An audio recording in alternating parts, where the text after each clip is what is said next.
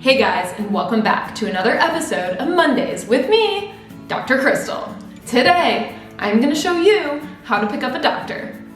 Maybe. So during my time in medicine, I randomly heard medical pickup lines thrown around as jokes in the hospital, but I recently realized there is a whole ton of them on the internet. So I thought we could take a look at some of them today, and if any of them are good, then you could potentially use them in the future to pick up a doctor, a nurse, anyone else who might be in medicine, or maybe they'll just all be awful. I guess we'll find out. Let's be very clear about something. I am not advocating pickup lines. I think you guys can do a great job all on your own, but let's do this anyways. All right, so I literally just Googled medical pickup lines and clicked on one of the links. Let's see what we got. Ooh, here we go. Did you cut my phrenic nerve? Because baby, you take my breath away. So the reason that is funny is because the phrenic nerve actually innervates the diaphragm, which helps you breathe. So if you cut it, you wouldn't really be able to breathe. So if you say that to somebody who knows medicine, they might be like, oh yeah, they're clever. That's a good one. If someone said it to me and I wasn't engaged, I might entertain the thought. But I am betrothed, people. I don't need this anymore. This is all for you. All right, let's try another one.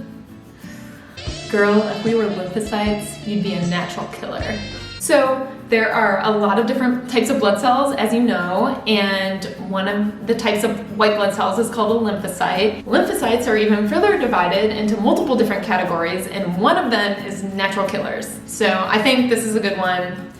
Put that one in your books, guys. Keep it in there for the future. Are you broke as aphasia? Because you make me speechless. All right, guys, so this is actually a really good one. Aphasia is the inability to either understand or express speech. Broke as aphasia is a type of aphasia where you can understand what somebody's saying to you, but you can't come up with and express the words and say something back. And so it either comes out jumbled or you're not able to say what you're trying to say. And so this is a good one. It's basically another way of saying, girl, you leave me speechless. If I were a coronary artery, I'd be wrapped around your heart. So I'm not sure how much you guys know about coronary arteries, but they are essentially the arteries that go around and in your heart to supply the heart muscle with blood. So they are actually wrapped around your heart, and so that's not a bad one. You're systemic and I'm pulmonary, so we may be divided, we are one.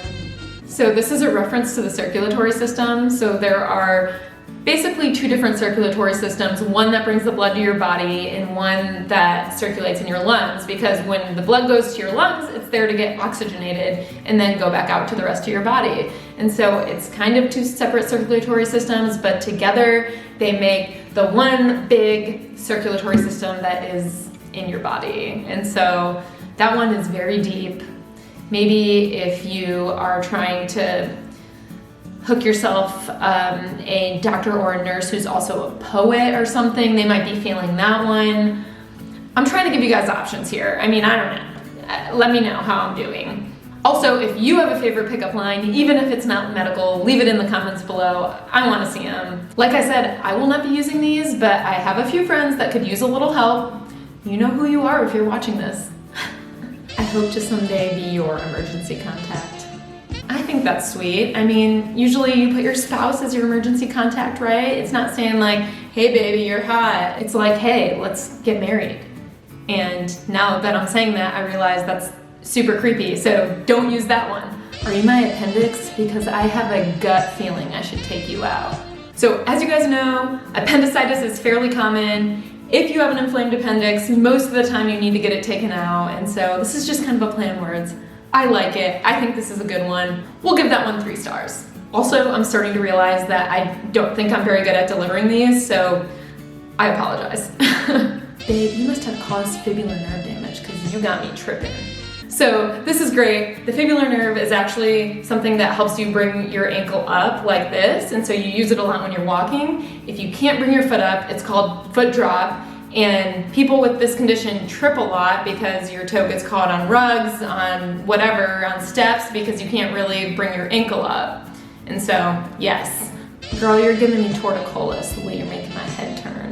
So torticollis, if you have not heard of it before, is basically like a spasm of muscles in the neck that makes your neck kind of be turned like this. So yes, clever, like this one, good stuff. All right, guys, honestly, I just really can't bear to read any more of those, so that is all I have for you today. I hope you enjoyed the video. If you did, don't forget to give it a like, subscribe if you haven't, and I'll see you next week. Oh, those were really bad. They don't matter if you got diabetic retinopathy because love is blind. They so hot it's like she in menopause. Can I be your ophthalmologist? Because I can't stop looking in your eyes. These are awful. These are so bad. I see you're drinking 1%. Is it because you think you're fat? Because you're not. You could be drinking cola if you wanted to. Is that good? No. I quit. I quit. I quit! Ah!